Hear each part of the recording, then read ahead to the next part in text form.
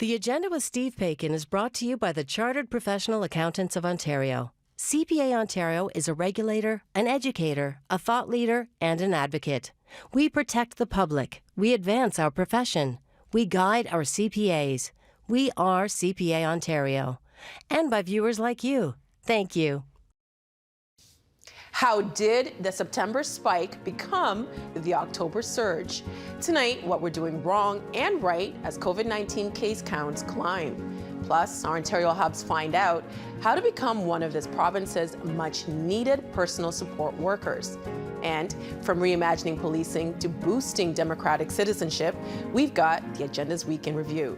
It's Friday, October 2nd. I'm Nam Kiwanuka, and that's all ahead on the agenda.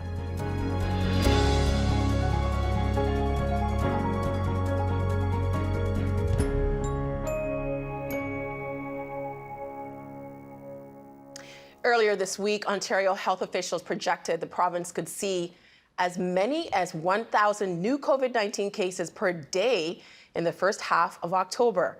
That's far more than during the strictest lockdown in spring, and surely what we all hoped wouldn't happen. What can and should we do to reverse the tide? Let's ask epidemiologist Rewat Dionandan. He is an associate professor in the Faculty of Health Sciences at the University of Ottawa, and he joins us now from the nation's capital. Hi, Rewat. How are you? Hello, how are you? I'm great, how are you? So you know TVO is celebrating 50 years, and you actually have a connection with TVO. What is that connection? My very first job was at TVO when I was 16 years old, and I was fired because I have an anti-authoritarian bent to me. And I fully understand why I was fired, but I remember it so well. It was a great place to work, and I love TVO. That's awesome. My mouth just kind of dropped when you said I was fired, because people are like, well, I decided to take a different path. You know, it was me, not them. But, you know, this week, there's been so much frustration and confusion around what's happening with the COVID-19 cases. But before we start talking about the numbers going up, I was listening to your podcast, and you actually said you don't like the terminology, like when we talk about the second wave. Why is that? Well, the word wave gives a false impression of the nature of the disease. So there's nothing intrinsic about the virus that it must behave in a wave-like fashion. This is entirely due to human interaction. So respiratory infectious diseases like this, they are spread by human contact. And the more human contact there is, the more the cases go up. The less human contact, the fewer cases there are. So the waves, as it were, occur in that fashion. The other reason is that when people hear wave, they assume that we can just ride out the current wave, sit tight, and it'll go away. No, we got to do something to drive the numbers down. So again, it's based on human behavior. I prefer to use the word surges. So we're in a resurgence of the disease in response to our actions. I mean, in March, when this whole thing happened, I did hear about, you know, what happened in the 1918 flu, how there was a second surge. I'm going to use your language. So is this something that was expected, or is something else happening? Well, the current resurgence was definitely expected, because when we opened up the economy again, we expected more human interaction. What wasn't fully expected was the extent and rapidity of it. So originally, a lot of us were talking about the hammer and the dance. We hammer down the cases with a hard lockdown, right? So we remove human interaction, caseload goes down. And as we slowly open up the economy with new public health measures in place, like masks and distancing and limits on gatherings, then we can dance as the cases go up and down. But as Isaac Bogosh said on media recently, you can only dance if you know the steps. And somehow we've lost a step, and now we are surging rather than dancing. So yeah, it was expected, but again, it's the rapidity and the scale of the return that's a bit surprising to me. So why is it surprising to you? Because you said the steps, we're missing the steps. Why is it surprising to you? I kind of thought we had a handle on this. I kind of thought we understood what had to be done. And I don't want to blame people, but I'm blaming people, right? This is entirely predicated on human behavior, and people are going to house parties, they're gathering in large numbers, they're not wearing their masks when they should, they're not distancing appropriately, and we have, you know, anti-mask demonstrations. That's not helping. things like that. So the assumption was that the public would be on board with these measures, and that would help drive them down. And also, this is a calibration process. We're not entirely sure which measures will affect what degree of effect. So we've got to figure this out as we go and enact more measures to get the numbers down again so that we can dance accordingly until the vaccine arrives. I want to push back a little bit because I think there are people who've done everything that they're supposed to do, but then you see casinos opening up before schools. Certain venues are open, and maybe people have like a false sense of security.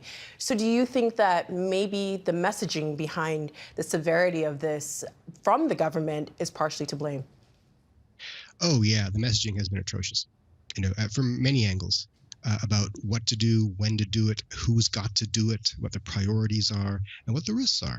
So I'm fond of saying this is not necessarily an individual risk disease. This is a population risk issue. So we have this narrative that why should I be afraid of a disease that is 99.5% survivable? Well, we as individuals probably will do quite well. If we get this disease, we'll probably recover and have a couple of weeks of misery and we'll be fine.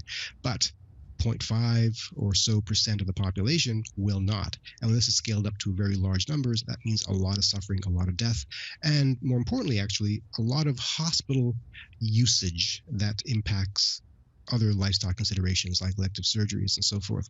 So that nuance of messaging has been lost, and the extent to which individuals are responsible for each other has been lost. So the actions that I take today, yeah, they impact me and my family, but they also impact the older couple living 2 blocks away. So something that I do, it's a butterfly effect writ large. So something that I do, maybe I choose to go to a party or something, then someone infects me and I infect somebody else and they infect the postman or something, that may cause a death somewhere down the road. So the chains of transmission, the extent to which we are each responsible for each other, that's kind of been lost.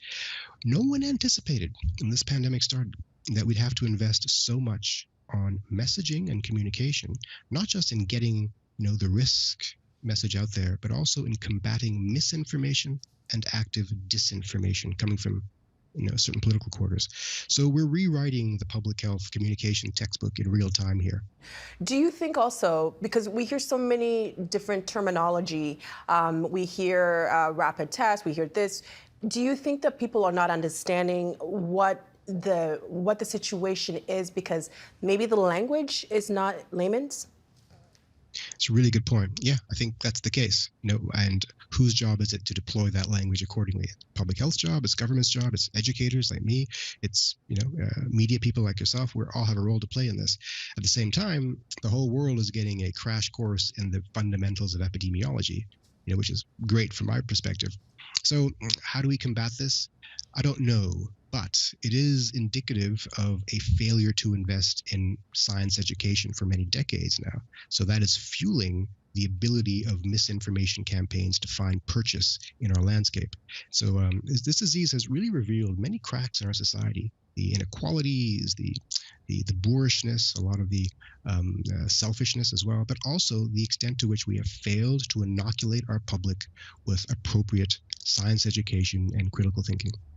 Well, we've been hearing about flu season coming up and how the COVID-19 will probably get worse, as we're seeing with the numbers when the weather changes. Why does the virus behave differently inside than outside and in cold weather versus hot weather? It doesn't really behave differently. It's the same virus for the most part. It's humans behave differently. Now, let me couch that a bit. Maybe humidity has a role to play. For example, in more humid environments, maybe the droplets that we exhale are a bit heavier and they will fall to the ground in a shorter distance, and that diminishes population transmission of a scaled up population level. Maybe, it's probably a small effect. What's probably happening is when the weather gets cold, people go inside. One thing we do know about this disease is that it loves to spread amongst groups of people huddled inside. Churches, bars, concerts, homes, right? Schools? So that's schools, yeah. So that's why we need to focus on the measures to protect people who are indoors and also to discourage people from gathering indoors if they don't need to. Ray Watt, I want to show you a graph that was released earlier this week. Sheldon, if you could please put it up. The Ontario government released new modeling on Wednesday. Part of it was this graph depicting potential low, medium, and high ICU hospitalizations as compared with jurisdictions that have seen each scenario. Ontario looks okay right now, but what do you think might happen, Ray Watt? What are we looking at? Okay, so this is important. This is the story here, is we're trying to avoid an overcapacity of our hospitals and ICU beds. Because if that happens, then that affects everything. It means that you can't get your elective surgeries, you can't get regular medical care. And by the way, when I say elective surgeries, I don't mean cosmetic nose jobs. I mean people who need like knee replacements to go back to work. So elective surgeries aren't really elective. So what we're seeing is possible outcomes. We've looked at Australia as a bad scenario, and Australia, because they're in the Southern Hemisphere, they went through their second wave or second surge before us. We're looking at Michigan, which is a medium scenario, and if things go the way they did in the first wave in Ontario, that's the low risk scenario, with the overlay of the current trend of demographics that we're currently experiencing. What does that mean? Right now, the growth in cases is mostly in young people. Young people general do not get hospitalized as much, do not use the ICU capacity as much, and do not die as much, which is great. If it stays in that demographic, then we're golden. But it might not stay in that demographic. And if it doesn't, then the hospitalization usage goes up, and then we're scratching the capacity of Ontario hospitals to give service, and that would be quite tragic. So will it bleed over into the other age demographics? I think so. We're seeing it already. Right? So because we do not live in a segregated society. Young people live with old people. Teenagers live with their parents. Your barista gives coffee to middle-aged people. I'm a middle-aged man. I see my students regularly. So I think is a mistake to assume that we are hermetically sealed in our various demographics and that this will not get worse in the short run, because I think it will. You mentioned the butterfly effect before. What you're saying makes me feel, well, it sounds as if this can't be contained. Can it be contained, the numbers? Yeah, it can be contained. I think so. We've seen other parts of the world. New Zealand is the great case. They've actually mostly eliminated their virus. I think they're at 4 days now with no new cases. Now, they have some advantages. They lower population density. They're an island. They have great compliance with public health messaging, etc. So not every situation will be perfectly comparable. But there are things we can do to limit transmission to a very large extent, and we kind of know what those things are. Do you think that the government should be returning to stage 2 or continue to have targeted shutdowns? So this is, it's important not to have expertise creep here. I'm not an economist. I can't make projections about what's appropriate for the economy of Ontario. The same way I don't like when, physicians shouldn't do economic forecasting and economists shouldn't do epidemiological forecasting. But there are things epidemiologically we know about this disease that we can use as levers for control through an economic lens. For example, we know that it spreads indoors in group settings. So if we remove the unnecessary indoor settings from the table, like bars, like nightclubs, like casinos, then we have a good chance of containing it further, right? And we know that certain things like distancing and mask wearing work to a large extent. I mean, the data is unclear, but it does seem to work, that we can deploy those things with greater efficacy. So I think focusing on the things that we know that work is important. The second half of that argument, though, is that we also know about exponential growth. And that tells us that by the time we're in the thick of it, it's too late to act. So proactive action is needed.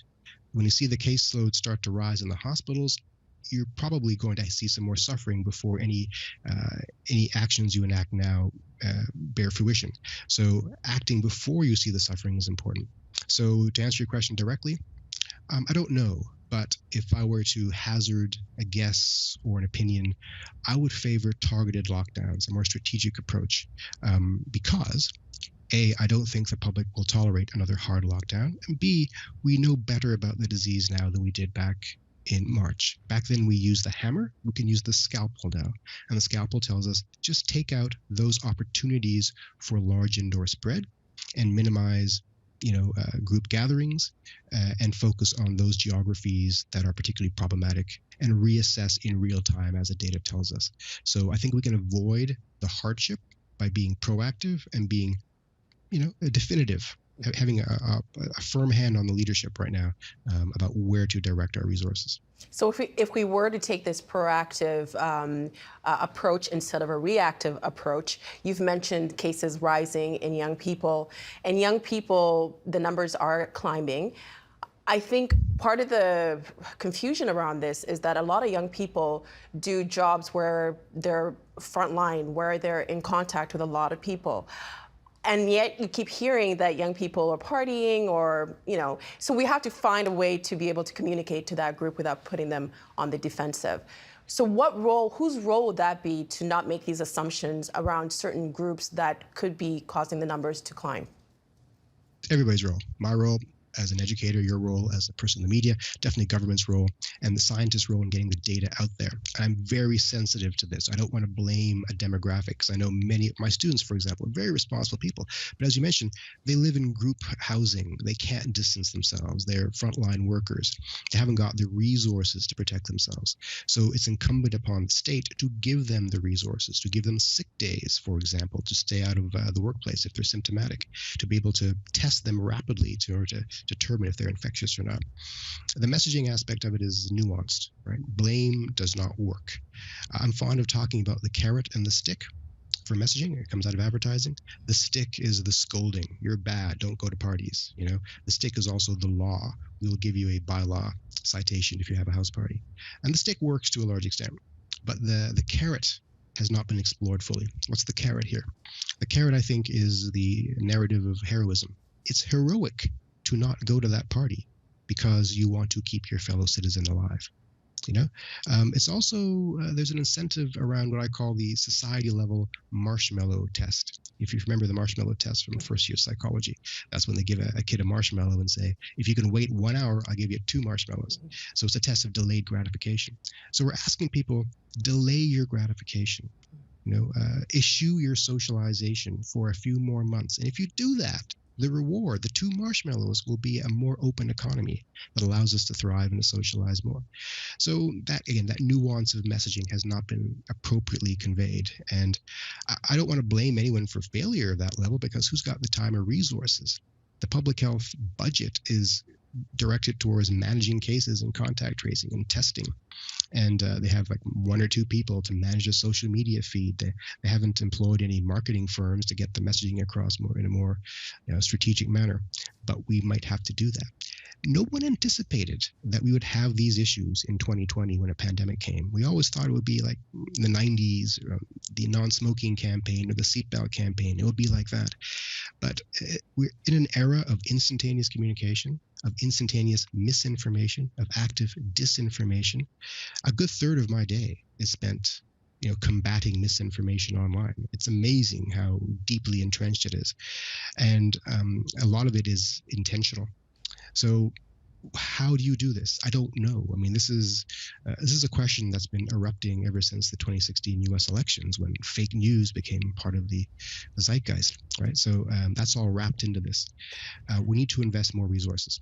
Well, there is disinformation. There's also, for as a parent, the messaging around when to keep your kids home is confusing, and the guidelines just changed. What are parents supposed to believe, or who are they supposed to believe? Right. So I understand, and I'm sympathetic, because scientists are learning in real time, and scientists can't even agree fully on what's happening because we interpret the data through different lenses. And this is a novel virus, and so the directives will change as new evidence comes down. And it's critical to be aware of the new evidence and not be citing evidence from like February, as many people are. So follow your local public health. Local public health, in many ways, is more up on the game than provincial public health, strangely. So, and they have a deeper connection to the community and know what the individual schools are dealing with. So I would follow local public health guidance. Can you dispel the confusion around false positive and false negative tests? Oh, that's a huge question. So I teach this for a living, and it bores the heck out of me. So let's see if I can stay awake as I go through this. So obviously, sometimes when we test, the positive result is not high. So let me back up for a second. When we deploy testing, we do so for at least 3 different reasons. Number 1, for diagnostic purposes. So let's say you might have cancer.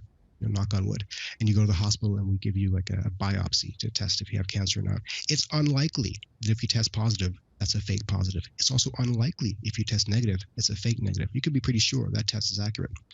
We also have screening tests, like a mammogram. So if you go to get a mammogram, there's a high rate of false positives, very high, because that lump could be a number of things. It might not be cancer. A very low rate of false negatives. And we like that because we don't want people walking around who might have cancer and not know it. But if it's a false positive, it'll be reinvestigated at the biopsy level. So a screening test leads to a confirmation, which can dispel any false positives. Then there's surveillance testing. So surveillance testing, we don't really care that much about false positives and false negatives. We just want to grab a random bunch of people every now and then from the population, see if they might have the disease, and it gives us a sense of where it is in the population. So the quality, the diagnostic qualities of each test matter in how they are deployed. So right now with COVID, the PCR test is actually a research test, but it's the only test we have, so it is the diagnostic test. Very high specificity and sensitivity, meaning it is unlikely to find false positives or false negatives. However, all tests, their ability to find false positives and false negatives varies with the prevalence of the disease. And this is weird for people to understand. It's a statistical thing. If I don't think that you have the disease, if there's no reason to think that you have the disease, it's unlikely you're going to test positive. But if you do test positive, it might be a false positive then. So when the disease is low prevalence, there's a higher likelihood of false positives. How do you control for that? Well, you control for it for those tests, the high false positive rate, by only giving them to the symptomatic people. That really reduces probability of false positives, or you test twice. So let's talk about the new rapid test that was just okayed the other day, the Abbott ID Now test.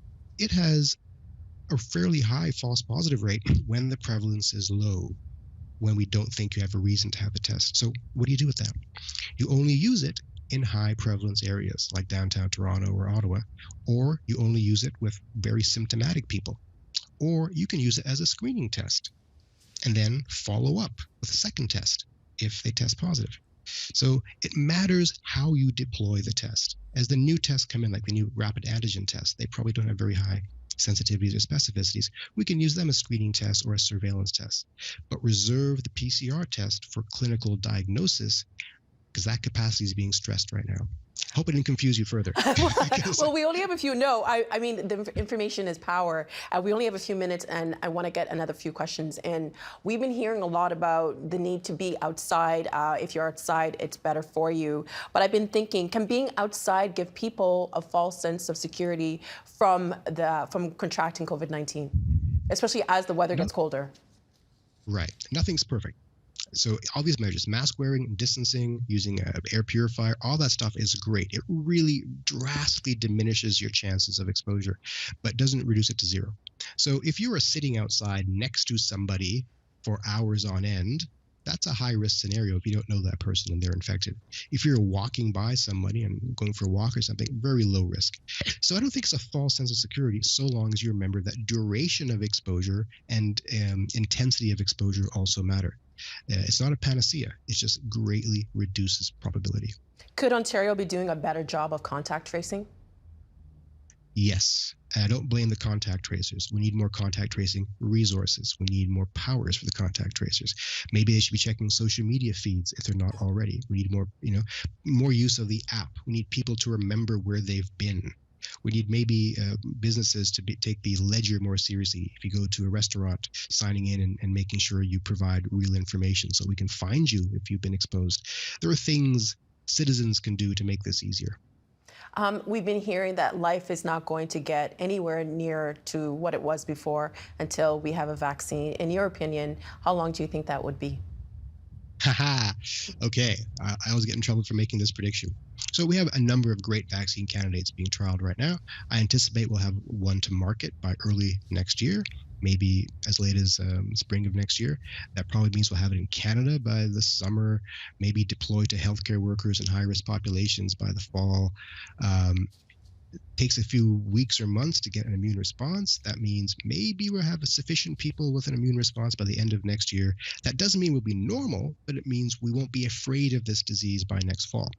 And so I anticipate we may declare the pandemic effectively over by the early 2022, even though there will be hot zone parts around the world.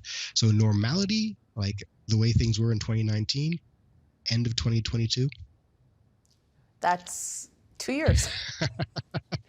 That's 2 years. A friend of mine was like, one day we might look back on 2020 and be like, wow, I wish it was 2020 because it was a better scenario than we are now. Things are getting better, though. They're getting better. Yeah. Because I think we have about a minute left, but I just wanted to square our conversation because we've been hearing this message from the government that people need to do better, individuals need to do better. And yet we are, certain businesses are open, schools, class sizes are bigger than what public health is suggesting they be. How do we all then move forward to help the numbers not climb in that kind of scenario? How do we do things to prevent numbers from climbing? Well, we don't have to wait for government to tell us what to do. We know what to do. Wear your mask, distance, avoid social gatherings that you don't need to go to. That's the key part, avoid social gatherings. There's no mystery here of what we need to do. So obviously, if your child is going to school, that's an unavoidable scenario. But we as individuals don't have to go to that house party. You don't have to go shopping when you don't need stuff just out of boredom. It's hard for some people. I get it. But we need most people to do this most of the time, and we'll get through this. Ray Watt, really appreciate your insights for tonight, and I'll be following you on Twitter and listening to the podcast. Thank you so much. Thank you. Thank you very much.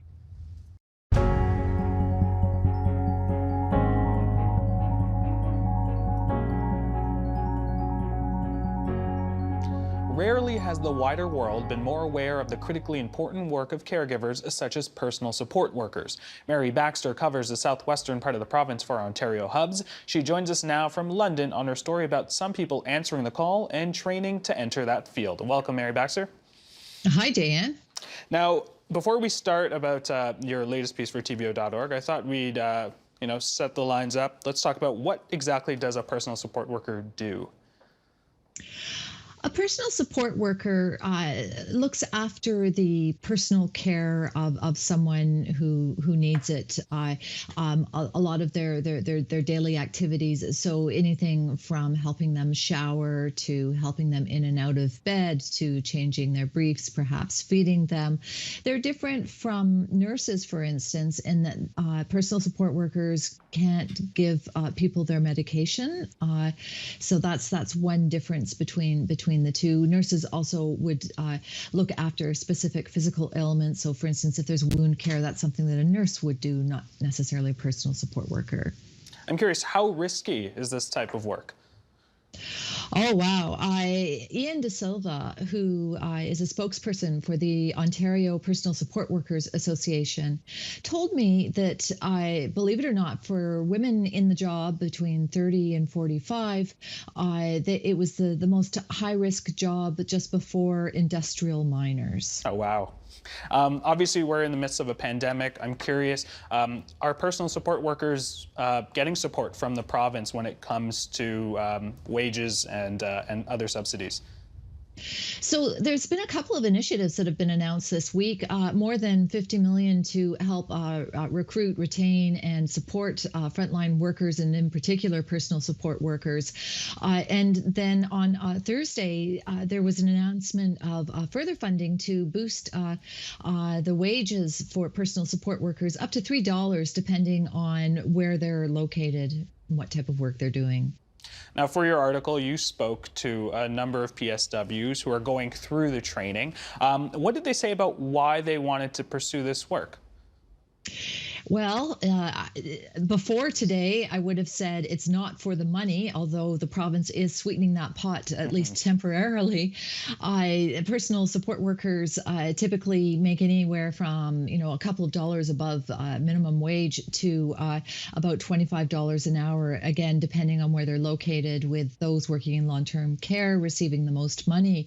But, most personal support workers get involved because they've already looked after someone, or they're rising to the need. For many people, it's a second career. They're doing it because they know people need support. Now, there are a number of people who were starting their training during the beginning of this pandemic, and that was put on hold. Have they returned back to the classroom? How have they been able to finish their program? So now everyone is back to the classroom, but last school year's cohort, for instance, are just finishing up their placements. There were some changes put into place because the provincial medical officer of health had ordered people to work in frontline workers to just choose one area where they were working. It made it difficult for some of the placements and practicums to take place for personal support workers who usually spend about 2 semesters getting their training, the second semester usually being out in the community doing different types of work and learning how it's performed. So some of them have gone back to get that. Some were working during just during the crisis and have been allowed to use those hours towards getting their practicum. And so they're just finishing up. But those moving ahead, a lot of them are working online for their theory, but can expect to be working on their practicums again out in the field. Now, some of them have been receiving on-the-job training, and there's this term that I haven't heard before, but they're known as health support workers. Tell me a little bit about that and how they've been able to incorporate that into their training. So a health support worker is someone who doesn't have as much responsibility or authority as a personal support worker, so they might assist a personal support worker in providing that care. They may not be able to do personal care that actually, touches the client who needs it, and they're usually working in supervision. So one organization, it's related to SE Health. What they've been doing is working with partners in different communities, perhaps like a long-term care facility, and training people who start work in the facility as HSWs, and then they help them to obtain their training for PSWs. It's a new kind of program, and for people who may not be able to afford getting the training for PSWs, this would allow them to get that training because it's sponsored by the community organization, and then they're also able to work while they're getting that qualification. Now, something you also looked into was enrollment. What has that looked like in terms of the long-term trends for people looking at PSW work? Enrollment numbers are down. They've been steadily declining over the past 5 years overall, and this has been one of the concerns. As I mentioned in the beginning, there's a high degree of risk with the profession. I'm told that there's a lot of awareness of the concerns with that, with the low pay, with concerns about part-time hours. Often people have to work and then have to work, in several different jobs in order to make ends meet, and so this has discouraged people from getting into the profession. You've also looked into this industry being regulated because it's not. Can you tell us a little bit about that as well? So for all of those concerns that I just mentioned, and one idea is that if you regulate the industry, so what that means is like how Ontario nurses, they have a college that oversees their activities and provides them with extra training, and that they have to register with, and just oversees their practices. Some people would say that by doing the same thing for PSWs, that it will protect their jobs more and encourage more people to get into the field. Mary Baxter, I want to thank you so much. Another important story from Southwestern Ontario. That's Mary Baxter, Ontario Hub journalist covering Southwestern Ontario. Thank you. Thanks, Diane.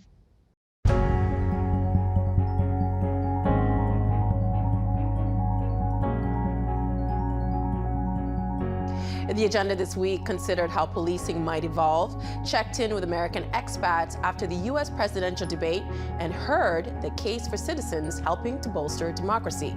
The agenda's Week in Review begins with a challenge that COVID-19 presents to city living.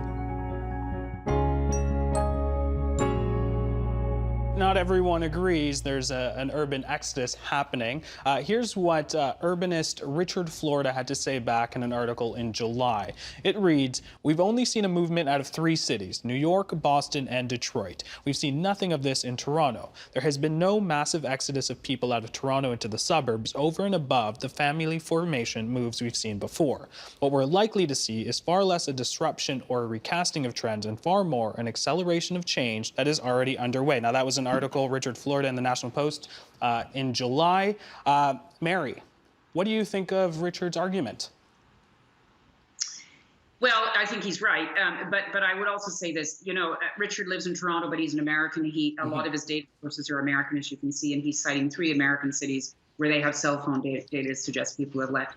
But the history of American cities has been of an exodus, predominantly driven by race and income historically over decades. And so there's a different pattern there, I think, that could potentially, and I think Americans are wise to watch this, it could potentially start to replicate. But I think we need to be clear that it's more of a pattern of mobility in American cities to have a vacation home that you go to on the weekends. We don't have that in Toronto to the same extent. Certainly we have people that have vacation homes and go in the summer, like to their cottage, but we don't have the same pattern where a whole block after block after block decamp every weekend. So I think it's a different demographic pattern. I also think that Torontonians take seriously their commitment to being in their place 24/7.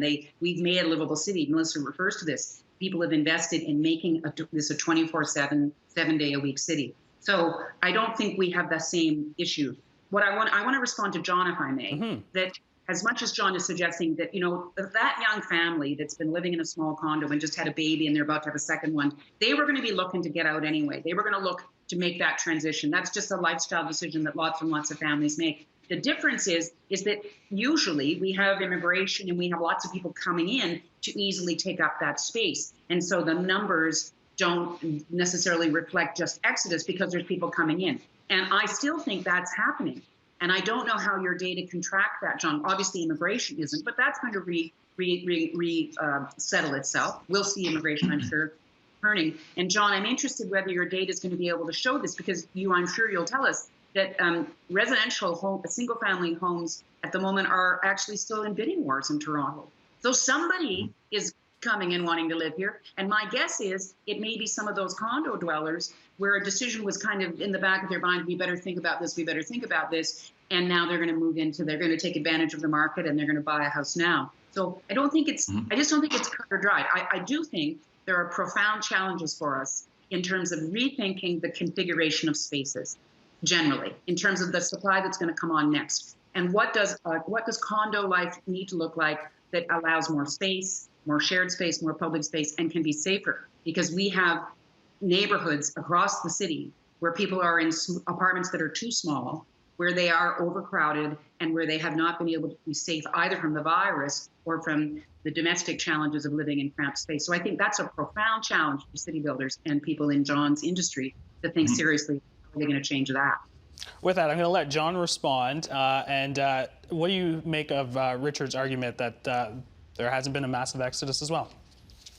You know, to some extent, he's right in the sense that we're for sure seeing a bit of an exodus from low-rise homes in the city, so families that have semis, to the outer suburbs. But it is not a mass exodus. You know, there are still bidding wars in Toronto. City of Toronto is still a very booming city. So the low-rise home market is not materially impacted by this. You know, these are probably hundreds of families that are moving out of the city. And because a lot of these really outer suburban areas don't have a lot of sales, proportionally they have a big increase in sort of the number of people competing on those homes. So I tend to agree that is not the biggest factor, but the big factor that I think he misses in his argument is that we're definitely seeing an exodus out of cities, and it is not just people who are upsizing from condos. Those are people who own their condos and are moving. So the big exodus really that we're finding are the people who are renting condominiums who are moving out of them. And Rents in Toronto have dropped about 20% downtown over last year, and this is not necessarily due to a big decline in demand. Rentals demand has been roughly the same as last year, despite the fact that immigration's lower. It's really driven by this surge in supply, and the surge in supply is because a really high number of people are just moving out of their units, partly because they can't afford them, partly because they're no longer walking to work and their micro condo is no longer big enough for them to live and work out of. So these are the big trends that I think that are impacting the city of Toronto right now. Do you think, generally speaking, we ask the police to do too much? Absolutely. I think that police officers are going into situations that they don't have the proper training for. In many instances, dealing with those individuals who are suffering with mental health issues or addictions issues, other life issues that aren't generally in the purview of police officer duties or shouldn't be. They currently are. And there are things, as the chief said, that police officers need to do and only police officers can do. In the last 4 months, we've had a lot of talk about defunding police and limiting what they do and using some of the police budget to fund other agencies to do things that they should be doing. We haven't seen any substantive change in any police force across Canada. They're still trying to maintain the sphere of influence that they have. Farida, I'll go to you next. We have, as Chad rightly just suggested, we've heard efforts to have the police reformed. We've heard efforts to have the police defunded. We've even had, in some circumstances, efforts to have the police abolished entirely. Which path are you inclined to be on? You know, I think from our perspective, when we're talking about dealing with what's happening to the Black community and the Indigenous community in terms of Black death, the loss of Black life, I think the Black Legal Action Center is closer to the spectrum of transforming the policing as we know it in this province. So that does include defunding the police, meaning taking resources away from the police and investing them in agencies who may be better equipped to use. And I think part of that also includes reimagining police. So it's not just about militarizing, it's not about dismantling, it's also about thinking about our relationship with each other and getting to the roots of how we address things like crime. What are our concepts of justice? What are our concepts of fairness? And so, yeah, from the Black Legal Action's perspective, it's a bus conversation, but we definitely adhere to the defund position. Kwasi, maybe you could follow up on that and help us understand what we mean, because I have certainly heard activists say we need to defund the police as a means of punishing them. In other words, taking away responsibilities from them. On the other hand, I have heard the expression defund the police used, meaning the police just are not the best people to carry out this function, and therefore we need to take that money not to punish police, but to more appropriately spend it on others who can better perform those tasks. Help us understand what your understanding of what all of this means. Well, I think we're hearing all of the things that you've said and more. And I particularly appreciate a term that one of my colleagues kind of lended to me, which is actually detasking the police. I think, what we've acknowledged is that the police are doing too much and that their budgets reflect that.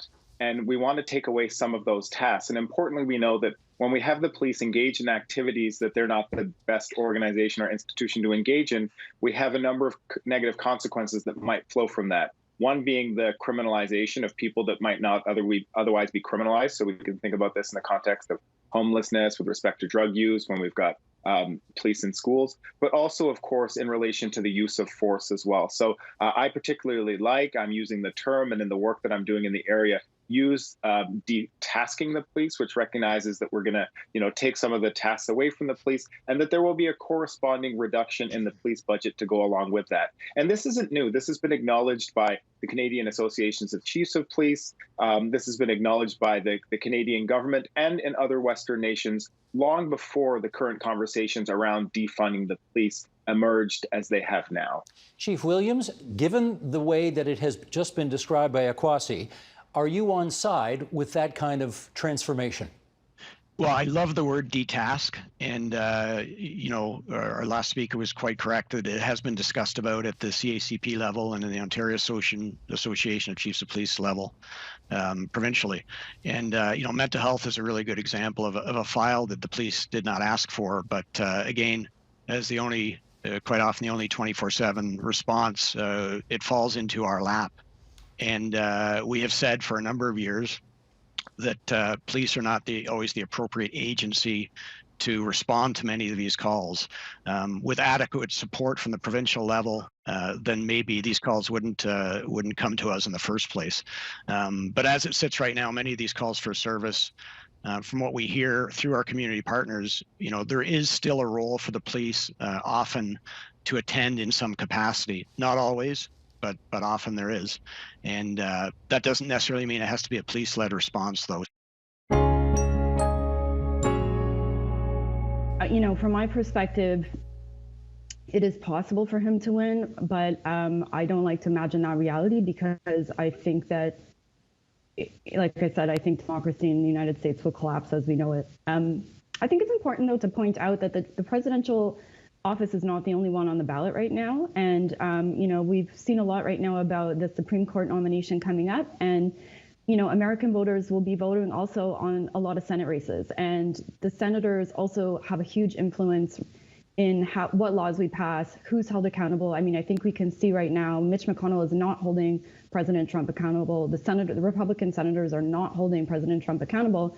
And that's a huge part of the way that the American system is supposed to work. There's supposed to be a check on that power, and it's not functioning. So, that also will be that's an important factor in what happens next and how those down ballot races turn out. And, there's a lot of battleground states, and there are a lot of offices right now where people aren't sitting too comfortable. So, I don't think anything is certain. Kevin, same question to you. If Trump wins, what? I believe that there is guaranteed to be a certain amount of violence in the streets following Election Day. It's heartbreaking as an American to see my home country and see that I believe that there is going to be some kind of armed conflict during this period of uncertainty about the actual ballot count. You're saying regardless of who wins? Regardless of who wins, yes, because it seems almost guaranteed that because of when the mail-in ballot count begins, there is going to be some amount of uncertainty in at least a couple of states, I believe, and a sort of form of Bush v. Gore, I believe, will play out again. I think it's almost guaranteed that Trump will try to use litigation and sue possibly all 50 states over their election results. So I think no matter what happens, yes, there is guaranteed to be some amount of violence in the streets. If Trump is ultimately found to be the victor, personally, I don't see that as a totally unexpected outcome. Again, just because of gerrymandering, voter suppression laws, and people's general disinterest, I think.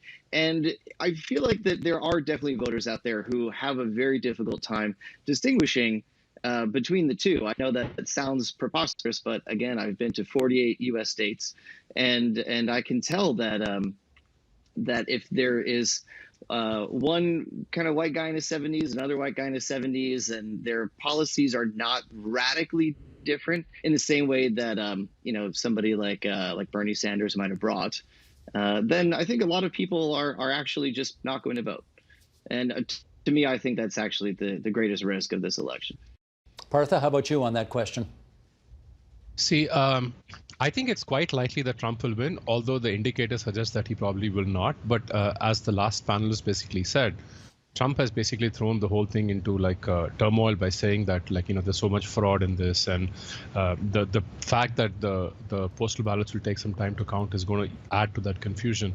Now, obviously, all of us were overconfident that Hillary Clinton was going to win in 2016, so it's important not to discount the real possibility that Trump might actually win. The other thing to keep in mind here is, right, there is a big difference between voters on the left and voters on the right. Voters on the right are extremely pragmatic. They are willing to overlook, for example, the evangelical vote and stuff. They're able to overlook all aspects of Trump's personal life as long as he delivers a conservative majority in the Supreme Court. right? And this recent unfortunate passing of RBG, it's unclear how it's going to affect the election. It might energize people on the left. It might also energize people on the right because Trump has delivered a conservative Supreme Court. And Trump, unless he changes the law and declares himself like, president for life and stuff, which, by the way, I can't completely rule out, his term is going to end in 4 years' time, worst case, right? But the Supreme Court people, especially, you appoint somebody who's in their 40s and stuff, these people stay for like 3 or 4 generations, right? So the voters on the right are extremely pragmatic and they vote for goals and aims. The left, on the other hand, always is, trying to find flaws with its own candidates. Like Biden is not progressive enough. And Trump tried that yesterday, right? He tried to pin the, you don't support the Green New Deal and stuff. And Biden was a little weak there. He said, no, I don't support it. I support my plan for the environment and so on and so forth. So I think the problem is people on the left or centrists or progressives, moderates, whatever, they also need to develop a sense of, expediency. Don't vote for the perfect candidate. Vote for the better candidate of the two you have. So, if you have two not middle-aged, 70 plus old white men, vote for the 70 plus old white man who will do the right thing. I see Trump's behavior as symptomatic of a deeper underlying problem.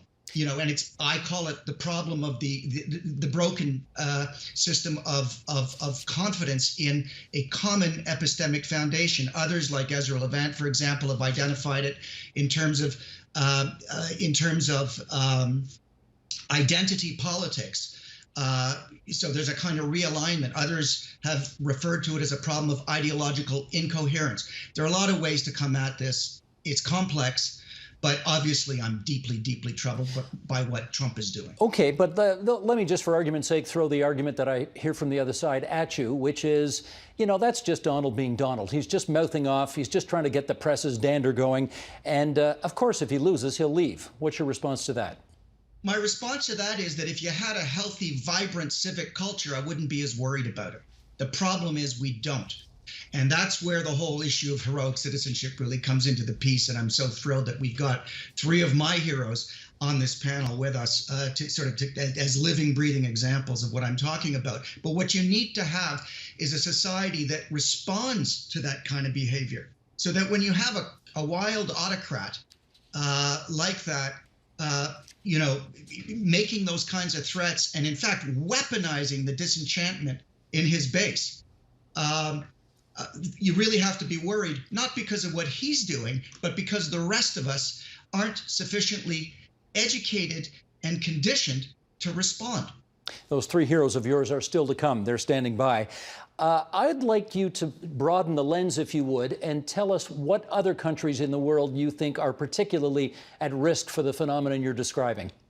Well, I think every democracy is, even our own, and I don't know that I'll have time to come to it. They're all the obvious ones that have, officially defined themselves as illiberal. Orban's Hungary, Erdogan's Turkey, and Kaczynski's Poland.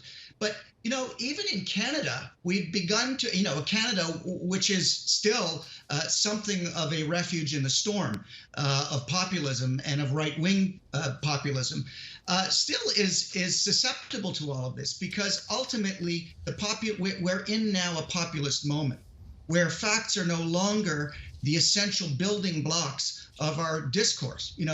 We're motivated by other considerations, and our leaders and political masters now speak to us not so much appealing to our reason, but speaking to our identification with certain groups. That's a very, very dangerous trend. So we're susceptible to it here. And I'll just finish with one thing that I think we now realize is true. Democracy is neither inevitable nor immortal. Democracies die. They always have. So the effort to redeem the promise of liberal democracy is not an obvious one, and it's not going to happen by any sort of simple fix. We have to understand the complexities at work here, and then we have to have the courage, the fortitude, and the resources, and to then address them. And it's a tough and not an obvious undertaking. Peter, one more before we get your friends involved, and that is this. We had the Harvard philosopher Michael Sandel on the program last week, and he suggested that, people on the center left, with their focus on credentialism, has led to a hubris among this group in our society, and even worse, a humiliation of those who don't have that kind of credentialism. I think he described it as one of the last kinds of prejudice or discrimination that's actually allowed in our society, is the discrimination against those who have less education than others. And, and he notes that the so-called deplorables are now seeking their revenge. Do you acknowledge that progressive people are partially responsible for the predicament democracies now find themselves in? Progressive people are just as responsible as everyone else for it. They're just as susceptible to this resort to identity politics and to virtue signaling rather than to real engagement across partisan, ideological, cultural, and socioeconomic lines. Michael Sandel is absolutely right. Michael Sandel is also known for something, another insight that is absolutely vitally important to this entire discussion, and that is when he puts on his communitarian hat and identifies liberal democracy as being deficient in that it provides no conception of the good life, of community, and therefore leads to what I refer to as a kind of social cohesion deficit. And credentialism certainly is a problem and certainly justifies resentment on the part of the less well-credentialed. There's no question about that. I'm not sure that Michael presents the same sort of solution that I would to that problem, but I absolutely acknowledge his insight on that.